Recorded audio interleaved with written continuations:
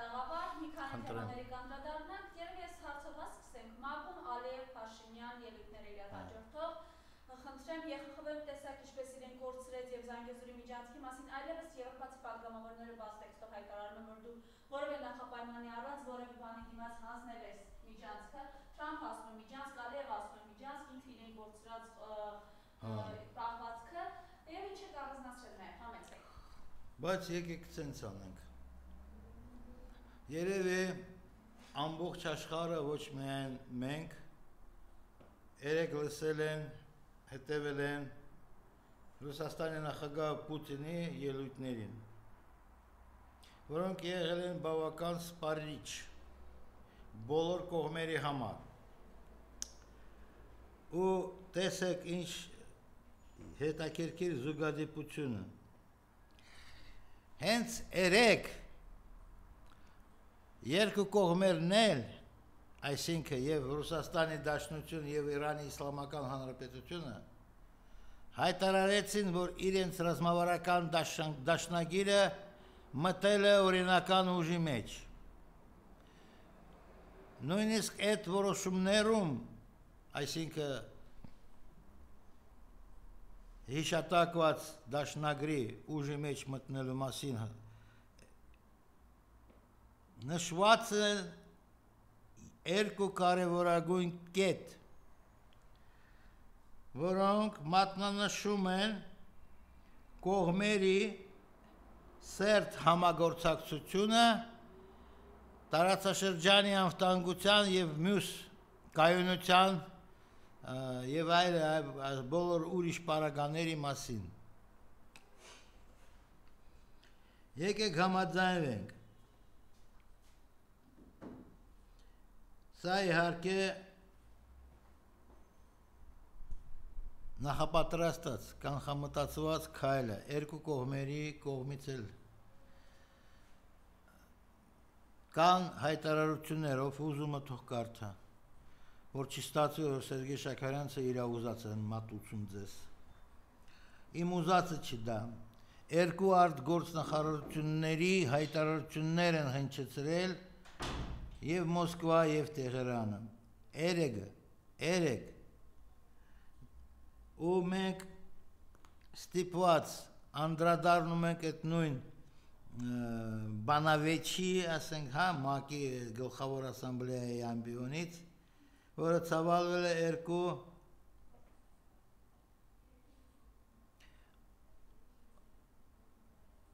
բրիտանական MI6 հատուկ ծառայության երկու գործակալների միջև, Բաքվից եւ Երևանից։ Եկեք ամեն ինչ ասենք, անվանենք իրենց անուններով։ Երկու գործակալների այդպես կոչված բանավեճը։ Մեկը շարունակում է պնդել, որ դա Զանգեզուրյան միջանցք, մյուսը ասում է, չէ, դու սխալվում ես, դա Թրամփի ռոդն է։ Ու մենք իմանում ենք, որ սեպտեմբերի վերջից մինչև հոկտեմբերի 11-ը նոր այսօր են հայտարարել, որ արդեն այդ ամերիկյան պատվիրակությունը ստեղ է, աշխատանքի է անցել։ Այսինքն, ոնց ուզում եք անվանեք այդ հաղորդակցություն։ Բայց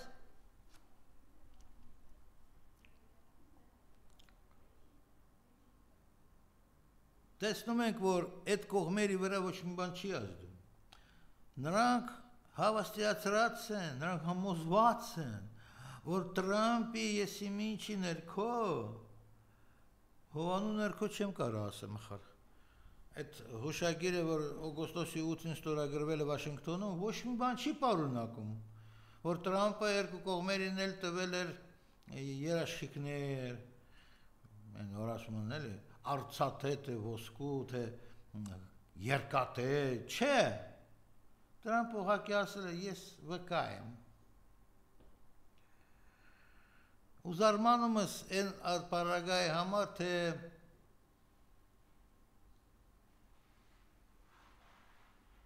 կներեք ինձ այդ հարցը տակ, տենց ժողովրդական լեզվով ձևակերպելու, որ բայց տակը ինչ կա, որ նրանք այդքան համոզված են։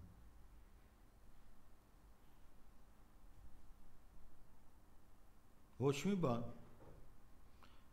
Լուրջ, ոչ մի բան։ Միջազգային մակարդակով ասենք ամրացված, հաստատված, ոչ մի բան։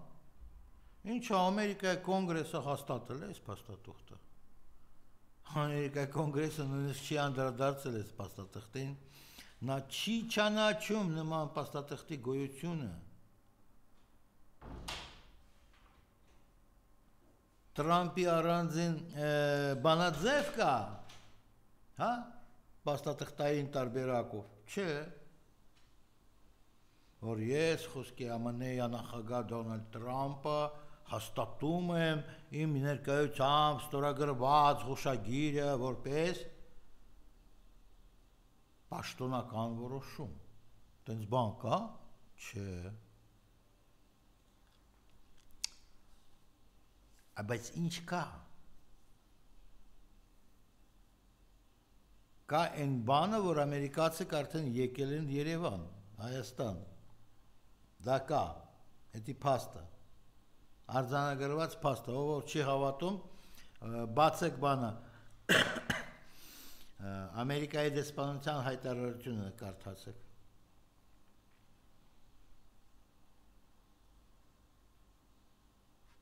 Շատ հասանելի հայտարարությունը, ցանկացած մեկը կարող է կարդալ։ Որտեղ դες բացատրում են, որ ուրիշ տարբեր տեղերում մեր ունեցած փորձից մենք եկել ենք ստեղ անալիզ անենք հնարավորությունների եւ բաց թողումների։ Վերջ։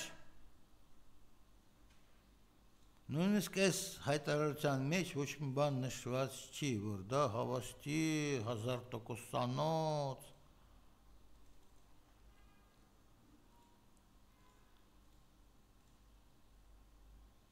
Եվ բնականաբար մենք աչք ու ձախից լսում ենք ու շարունակում ենք ստանալ տեղեկատվություն, որը նույնիսկ հաստատվում է Իսրայելից, Արևմուտքից, որտեղից, որ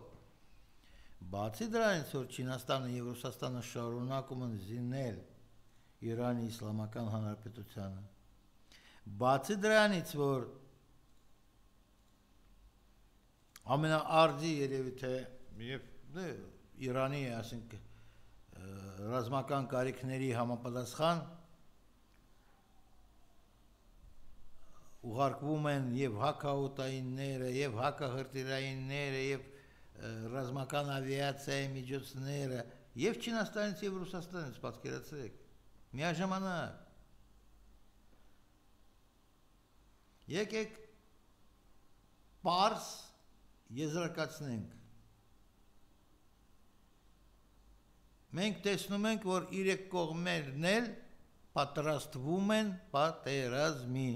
մեր տարածաշրջանում։ Ում դեմ մի հարցրեք, կարթեզը նայեք կջոկեք։ Ով այստեղ կողմնակիցը Տրամպի Ռոուդին, հա? Թուրքիա, Իսրայել, Մեծ Բրիտանիա, ԱՄՆ, Ալիևյան ռեժիմը ֆաշիստական, Երևան, լավ, հակահակայական ֆաշիստական ռեժիմը, որովհետև հալածանքները այլախոհների դեմ շարունակվում են։ Ամեն դեպքում այդ մարդիկ արդեն հանդիսանալով քաղաքական բանտարկյալներ, նրանք այլախոհ են։ Մարդիկ, ովքեր մտածում են ոչ այն կերպ, ինչպես մտածում է ճակերտավոր իշխող վերնախավը չի ասի, իշխող հանցավոր խումբա, բրիտանական, թե ամերիկյան, թե սիոնիստական, թե ինչական խամաչիկների, որը գրավել է իշխանությունը Երևանում։ Բայց դեռևս անպատասխան են մնացել այն մի շարք հարցեր, որոնք շոշափվել են մի քանի շաբաթ առաջ Ռուսաստանի արտգործնախարարության կողմից։ Հիշեցնեմ այդ հարցերը։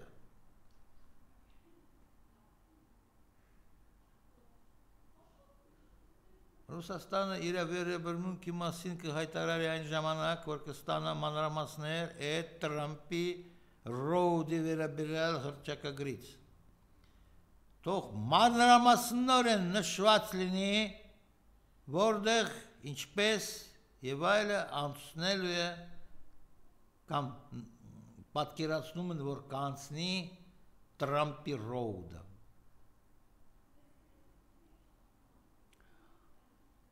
Երկրորդը, ոնց դա պետք է համատեղվի ռուս սահմանապահ զորքերի ներկայության հետ, որը դեռևս կա Սյունիք մարզում։ Երրորդը, ոնց պետք է լինի հարց, որ Սյունիք մարզում լեփլեցուն են օբյեկտներ, որոնք պատկանում են կամ հանդիսանում են դուստր ձեռնարկություններ կամ ընկերություններ ռուսական ընկերությունների հետ։ Օրինակ, հարավային երկաթգիծը, օրինակ, այդ նույն պղինձամոլիբդենի կոմբինատը, եւ այլն։ Դուք երևի լսել եք, որ վերջերս Ռուսաստանի Դաշնության դեսպանը նույնիսկ այցով եղել է Սյունիքում ու մտել է այդ պղինձամոլիբդենի կոմբինատ եւ այլն, եւ տարբեր կարգի բանակցություններ վարել Սյունիքում։ Եվ ռուսական արտգործնախարարությունը հարցերը ուղղել է ոչ միայն Ամերիկային, ոչ։ Իր Ամերիկայի հետ երկխոսությունը առանձին էջը։ Երևի թե առանձին նույնիսկ պատմվածք է, որովհետև իրենց միջև բազում հարցեր կան, որոնք կարիք ունեն ինչ-որ համընդհանուր երկու կողմերին էլ ձեռնտու որոշումների, ասենք, ընդունելու հետ։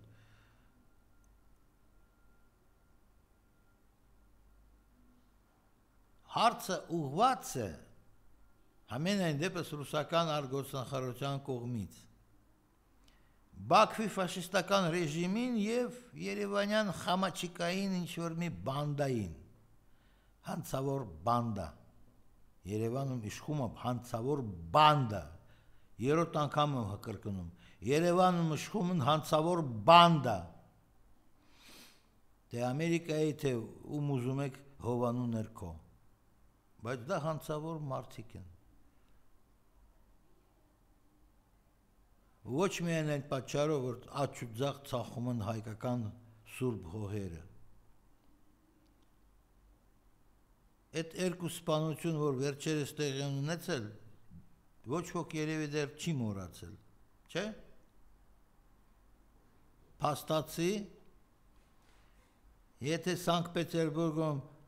անհասկանալի պայմաններում զոհվում է ոմն Բորիս Ավակյանը, ապա ստեղ Փարաքար համայնքապետը դա բացեիբաց քաղաքական սպանությունը թող չփորձեն վերագրեն, յանի թե վրեժ խնդիր են լուծել, թող չփորձեն վրեժ խնդրի նույնիսկ, եթե դա վրեժ խնդիր է, հիմքում KPSS-ականների եւ տվյալ մարդու միջև հարաբերություններն են, որտեղ նա հաղթել է KPSS-ական տեխնացու տեղական ընտրությունների ժամանակ։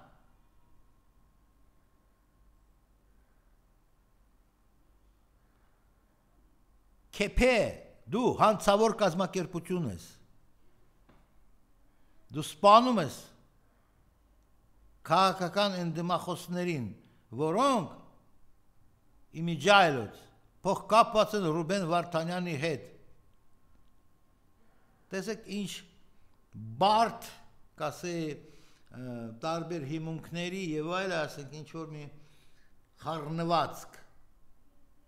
Մի կողմից զուտ ռուս-իրանական հարաբերություններն են, մյուս կողմից Ամերիկայի ձգտումները եւ Իսրայելի ձգտումները։ Մի քիչ հետո հիշեցնեմ ինչու եւ Իսրայելի։ Այդպես կոչված Տրամպի Ռոուդի վերաբերյալ ձգտումները, Ամերիկայի եւ վերադաշնակիցների, որոնց թվում Թուրքիա, Մեծ Բրիտանիա, Իսրայել եւ այլ պետություններ։ Ու ահա այդ վիճակում Հայաստանում կատարվում է սպանություն, ոչ Հայաստանում, բայց էլի կապված Հայաստանի եւ հայկական հարցերի հետ սպանություն, որը մաքուր նշում է, որ հիմքում այնուամենայնիվ ոչ միայն մեր ներքին քաղաքական դիմակայությունը տարբեր ճամբարների միջև, այլ նաև Արցախի հիմնահարցը։ Այո, այդ նույն Բարիս Ավագյանը սպանված թե ինչ,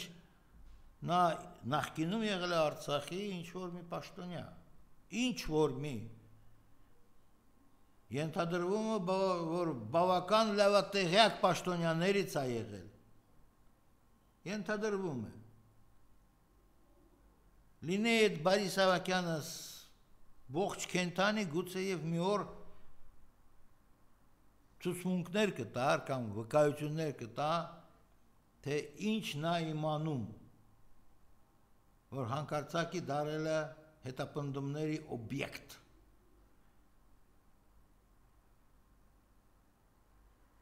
Սպանվածի պաշտաբանները փաստում են, որ նա ինքնասպանություն գործել չի կարող,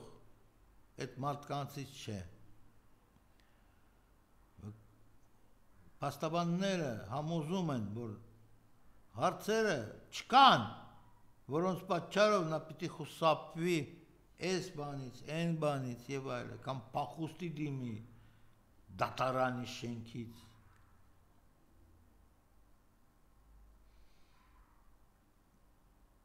Եվ դա ամեն ինչ փոխկապված է։ Եվ բացի դրանից մենք գիտենք ինչ է կատարվում ՄԱԿ-ի շրջանակներում, որտեղ այդ բանավեճը տևածել Երևանյան հակահայկական ռեժիմի պարագլուխի եւ Քուրդալիևի միջև։ Իսկ ՄԱԿ-ում բախվել են երկու տարբեր տեսակետ։ Հիշեցնում եմ, եվրոպական 3 պետություններ որոշել են եւ փորձում են պարտադրել ՄԱԿ-ին, Անվտանգության խորհրդին, վերսկսել հակաիրանյան պատժամիջոցները։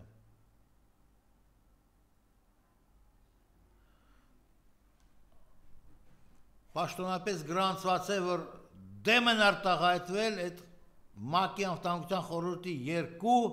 մշտական անդամ պետություններ, Ռուսաստանը եւ Չինաստանը, եւ այդ պետությունները հայտնել են իրենց աջակցության Իրանին, հայտնել են, որ Մոսկվան ու Պեկինը կտրականապես դեմ են արևմտյան սանկցիաներից ու չեն միանա երբեք անվանելով այդ պատժամիջոցները խիստ անօրինական։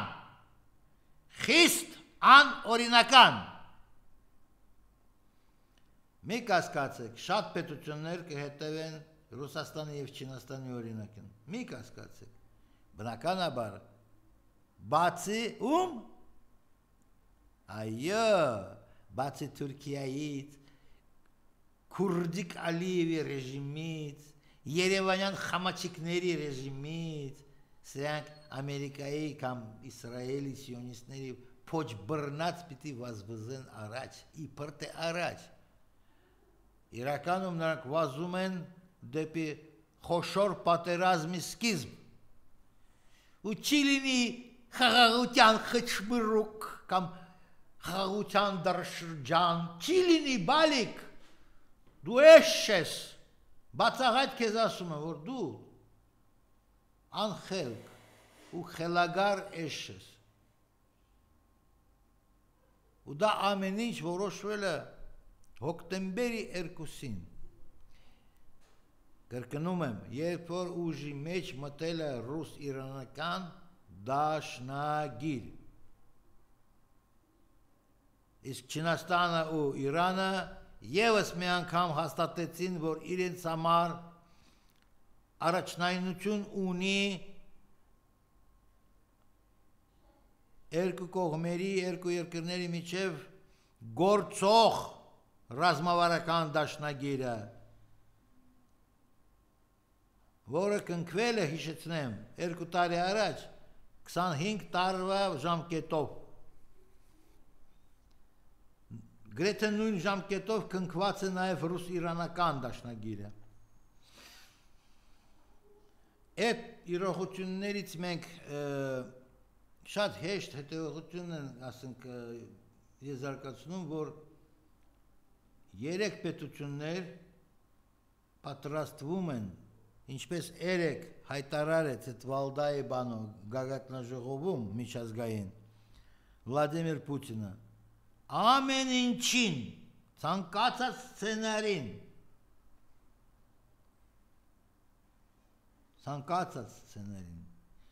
ու հաշվի առնելով մենք եթե հիշում եք, հիշեցնեմ, սեպտեմբերի 19-ի մեր եթերում մենք հուշել ենք բոլորին, որ արդեն եւ Հնդկաստանը մասնակցում ինչ-որ ռուս-բելարուսական զորավարժություններին, արևմուտք 2025։ Հաշվի առնելով այդ պարագան, մենք կարող ենք արդեն ասել, որ ձևավորվում է 4 եվրասիական մեծ տերությունների համագործակցությունը հանուն, ինչպես նշված է Ռուսաստանի և Իրանի արտգործնախարարությունների հայտարարություններում, անվտանգության և կայունության մեր տարածաշրջանում, որովհետև մեր տարածաշրջանը անջատված Եվրոպա եսիմինչված ուղված, Ամերիկա ուղված չի կարելի, արգելվում է դիտարկել, արգելվում է մեր տարածաշրջանը, դա նաև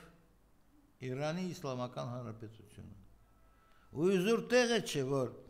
առաջինը արդեն շտապեց հայտարարել, որ նա միանում է արևմուտքի պատժամիջոցներին Իրանի դեմ, եղել է ով? Հրեա Էրդողան, իր անձնական ստորագրությամբ։ Էդ էլ է երեգը կատարվել, պատկերացնում եք։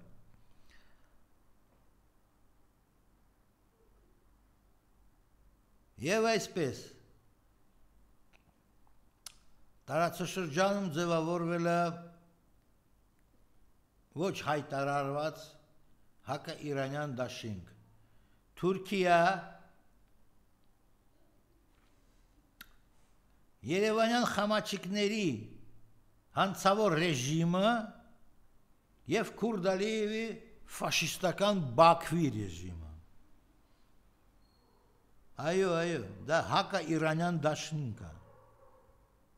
որը պատրաստվում է բնականաբար Իսրայելի, Անգլիայի և ԱՄՆ-ի կողմից։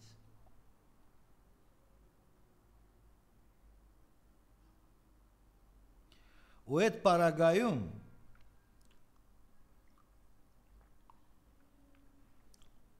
հարց է ծագում, ինչ երազանքներ և հույսեր ունեցել է, ստացել է, ժառանգել է, թե ինչ, Քուրդ Ալիևը և իր երևանյան շունիկը։ Ինչ, նրանք ինչ են ստացել, որ նրանց համար կլինի խաղաղություն, թե կուզև շուրջը պիտի պատերազմական բոցերում կործանվի, թե ինչ են ստացել։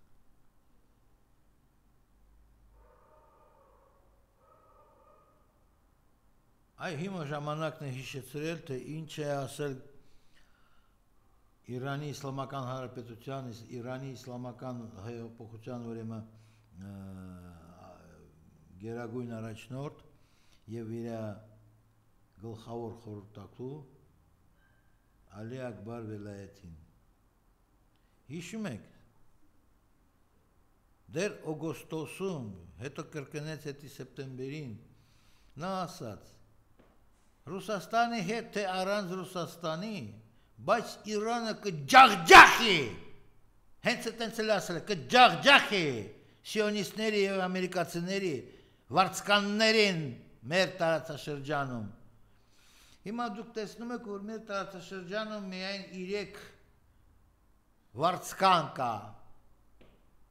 սիոնիստների, բրիտանական MI6 հատուկ ծառայության եւ ԱՄՆ-ի։ Դա Թուրքիա,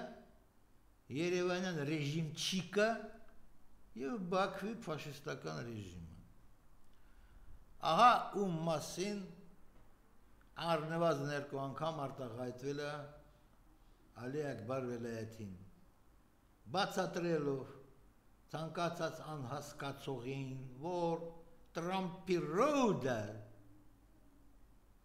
թե ուզում եք դի Թուրքի ճանապարհ անվանեք, ուզում եք դի Զանգեզուրյան միջանցք անվանեք, Տրամփի ռոդը դա համատեղ ձեռնարկը ԱՄՆ-ի, սիոնիզմի, Անգլիայի եւ ինչպես Վելայեթին արտահայտել որոշակի պանթուրքիստական շրջանակների ակնարկները չեն հնչում ոչ մեկի համար, բայց մաքուր է առանց ակնարկի մարդը ասել է ովքեր էին մասնակցում, ընդ որում ես հիշեցնեմ, նա նշեց, որ այդ դավադրությունը ոչ միայն Իրանի դեմ, այլ նաև Ռուսաստանի դեմ է։ Ու տեսեք, մենք տեսնում ենք, որ հոկտեմբերի 2-ը, այսինքն երեկվա մեր օրը, բերեց մի նոր իրողություններին։ Կարելի է ասել, որ ողջ Անդրկովկասի համար սկսվում է նոր դարաշրջան, առանց Արևմուտքի, առանց Թուրքիայի, առանց Նիկոլների, առանց Ալիևների եւ այլն։ Ոնց է դա իրականանալու, եկեք առաջ չընկնենք, ժամանակը ցույց կտա։ Բայց դատելիս այն փաստից, որ գրեթե ամեն օր Իրանում գնում են տարբեր կարգի ստուգածներ զորքերում, տարբեր զորքերում, ոչ միայն հակաօդայիններում եւ ավիացիայի շրջանակում, ոչ միայն ցամաքային ուժերում, այլ նաեւ դեսանտային ուժերում եւ այլն, ռազմածովային ուժերում,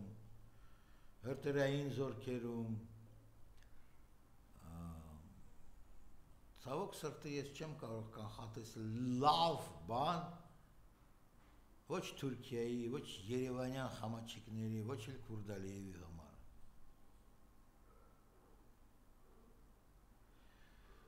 Ու ճիշտն ասած ցանկություն կա դիմել տվյալ դեպքում ոչ միայն Ալիևյան ռեժիմի պարագլուխներին, այլ նաև Երևանյան հակահայկական ռեժիմի պարագլուխներին։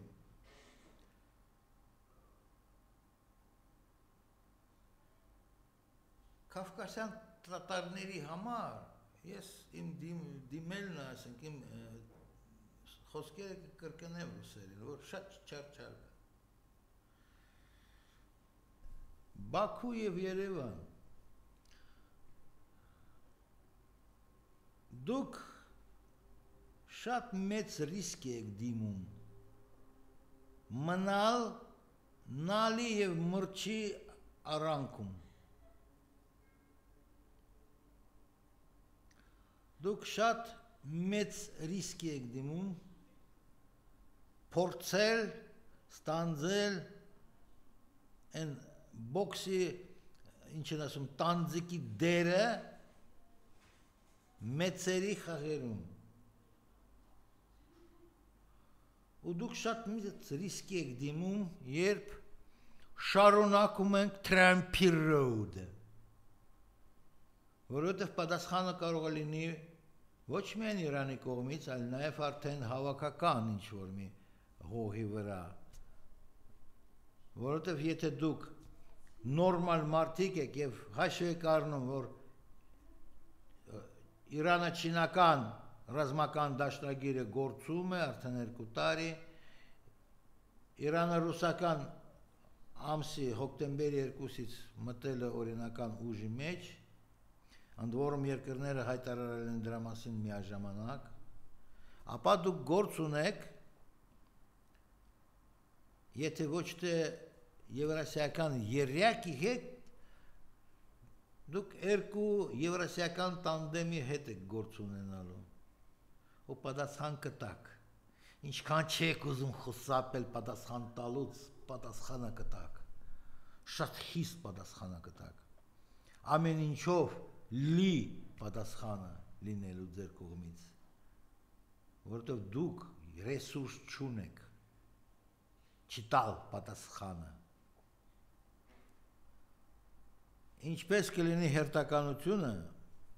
դա երև այդքան էլ կարևոր չէ, կարևորը որ դուք պետք լինելու, դատաստանի առջև կանգնել և պատասխանները տալ, ինչ վերաբերում է Հրեա Էրդողանին, ինքը առանձին, կոպիտ ասած այս պատմության էջը, դուք իրավրեն մի նայեք, նա արդեն խրված է շատ ու շատ, ու դուրս գալ իր համար էլ չկա, ամեն դեպքում, եթե մենք շարադրում ենք բոլոր փաստերը, նամանավանդ վերջի ամիսներին, ապա տեսնում եք, որ դուք ուրիշ ելք չունեք, ու ստիպված եք լինելու ծնկի ընկել Եվրասիայի առջև, ում մասը բնականաբար աշխարհագրավորեն դուք կազմում եք, բայց փորձում եք բերել, էլի վելայեցի արտահայտություն ասեմ, ԱՄՆ-ի, Իսրայելի, Անգլիայի վարձկաններին մեր տարածաշրջան, բերում եք, եթե հաշվի առնենք, որ Բաքվի ռեժիմը որոշել է տրամադրել Թուրքիային, այսինքն ՆԱՏՕ-ին, ռազմաբազա ռուսական սահմանի վրա, ահա թե ինչու կարող եմ ուղղակի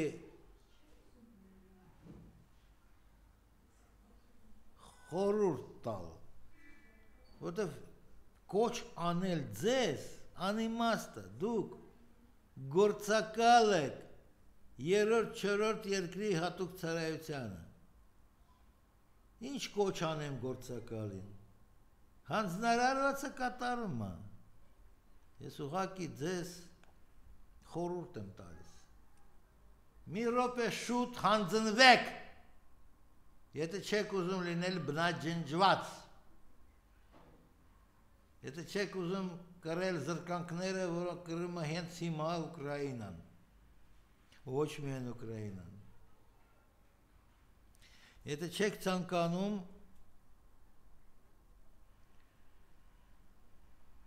ինչ որ մի ասենք փուլերից մեկում հայտնվել փակուհու մեջ, այ հիմա ռուսերեն կրկնեմ ինչ որ ասել եմ,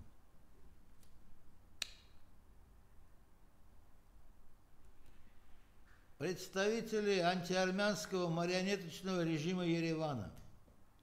представители фашистского режима Курда Алиева из Баку,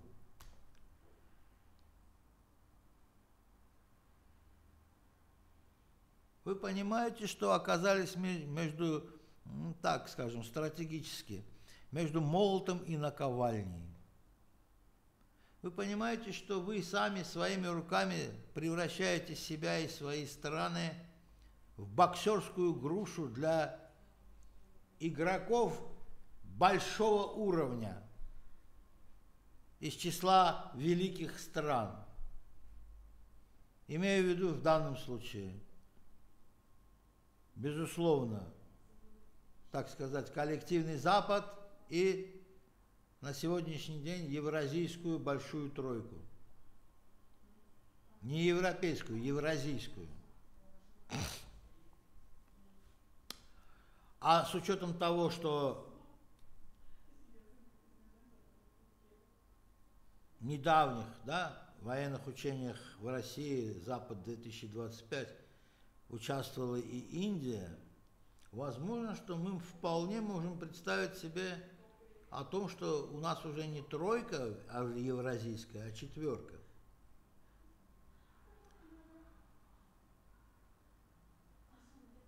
И все ждут ответов на вопросы. Ответы на вопросы должны быть. Вас заставят встать перед судилищем истории, именно судилищем, суда не будет. Хотя, может быть, будет суд истории, типа Нюрнбергского трибунала. Вы хоть понимаете, что вы привносите в наш регион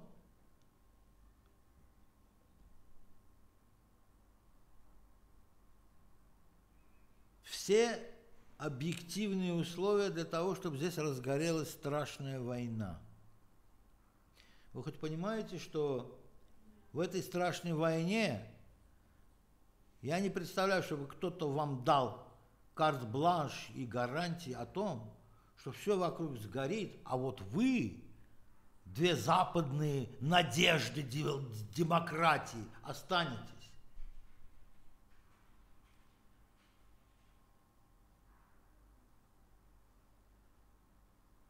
Вы хоть понимаете, что последствия будут наиболее тяжелыми именно для вас, Ереван и Баку? Других последствий не ждите. И не смотрите в сторону Эрдогана, с ним отдельный разговор, у него отдельная страница в этой трагедии. Вы о себе думаете, о том, кто живет с вами на ваших территориях. Вот об этом думайте. И сегодня, когда и Россия, и Китай по всем западным израильским источникам продолжают вооружать, усиленно вооружать Иран, мы же понимаем, что даже Россия и Китай знают, что война неизбежна, и поэтому усиливают позиции Ирана в регионе. А регион – это не Запад. Географически это часть Евразии. То есть вы в часть Евразии привносите врагов. Врагов мира, врагов человечества.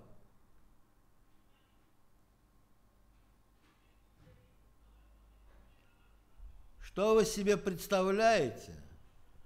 Что и как вы себе рассказываете? Какими надеждами себя тешите? Это не имеет никакого отношения к тому, что произойдет.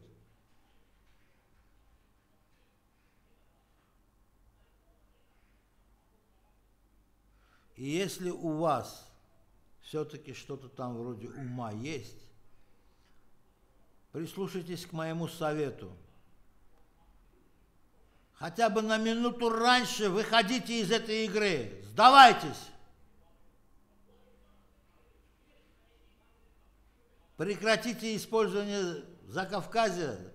Западом, Израилем и Турцией в качестве полигона для их человеконенавистнических целей. Пока еще у вас в силах прекратить эту игру. Пока еще. Завтра может быть поздно. Потому что вы видите, если перед нами стоит не какая-то, тройственная евразийская инициатива, то, по крайней мере, мы все, и вы тоже, имеете дело с двумя евразийскими тандемами. Иран-Китай, Иран-Россия. Все это как бы сформировалось, завершилось формирование именно вчера, 2 октября. Повторяю призыв. Сдавайтесь, пока не поздно. Иначе будет та судьба, которую сейчас большими ложками хлебает Украина, и не только Украина.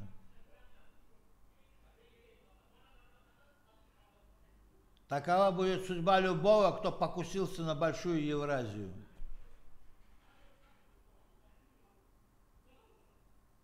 И вы в числе участников этих рядов, рядов противников и врагов Ирана, России, Китая. Вы в этих рядах, в рядах врагов этих 3 стран. И поскольку вы враги, то знаете что? Никто не будет спрашивать, у кого какой диплом и где он учился, и кто он по национальности. С вами поступят как с международными преступниками. Это судилище или суд истории, это еще впереди. Եվ այսպես բոլոր նախադրյալներ կան, որպեսզի այն շրջանակները, որոնք չեն ցանկանում, թե իրենց երկրները, թե իրենց տարածքները ենթարկվեն պատերազմի, որովհետև պատերազմը իրոք եւ ցավոք դառնում է անխուսափելի։ Կրկնեմ եւս մի անգամ, ամերիկացիք արդեն ստեղ են, ուսումնասիրում են բաց թողումներ եւ հնարավորություններ Սյունիքում։ Ստեղ են արդեն։ Այդ տարածաշրջանային պատերազմի, ինչ են ասում, մեկնարկը արդեն շատ է մոտեցել։ Ամերիկացիները պիտի չգային ստեղ։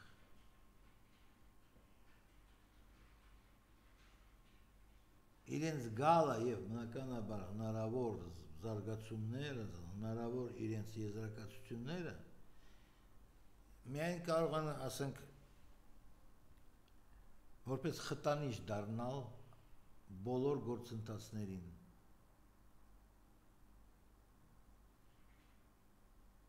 Որտեղ որ Ամերիկա այնտեղ մաղը եւ քաոսը եւ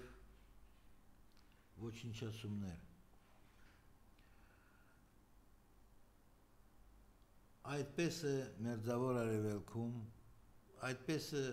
գրեթե բոլոր այն երկրներում, որոնք այս կամ այն ձև,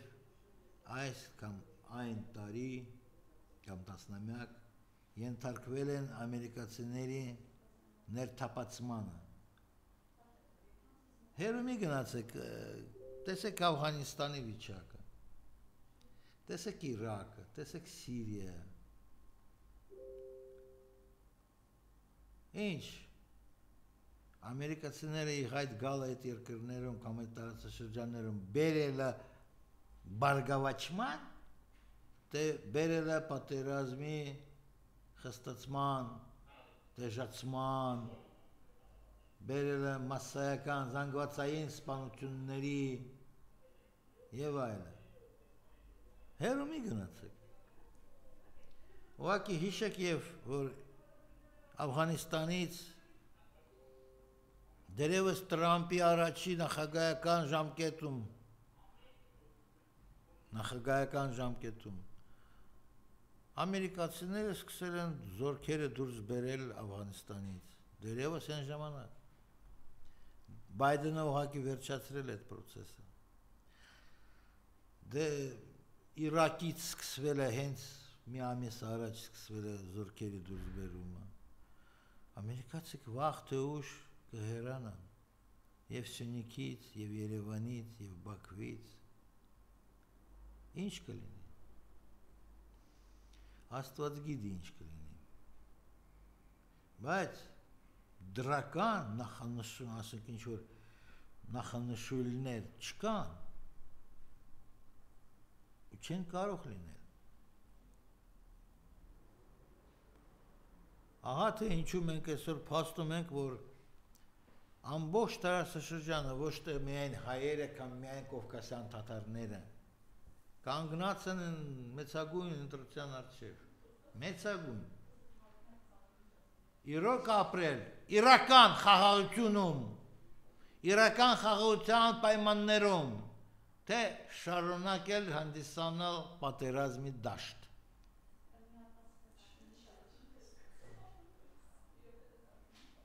Ընտրությունը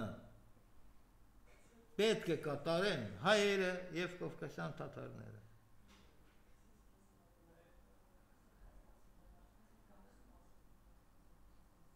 Մենք չենք ասում, որ դա բացասական զարգացումները սկսելու են իրականանալ վաղվանից, հա, ամսի հոկտեմբերի 4-ից, չէ։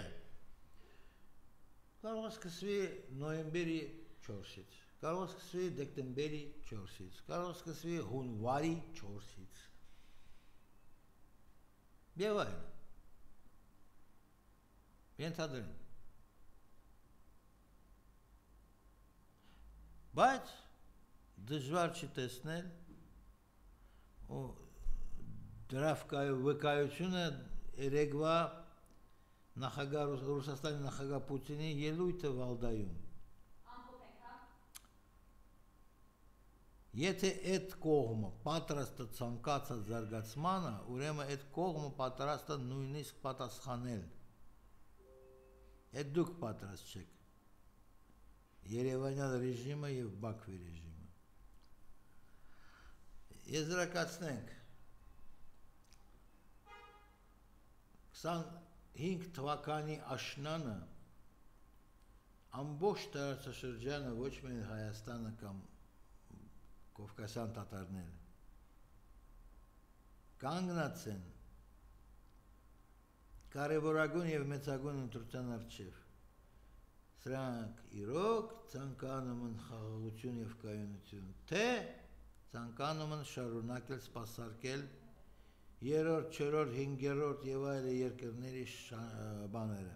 շահերը։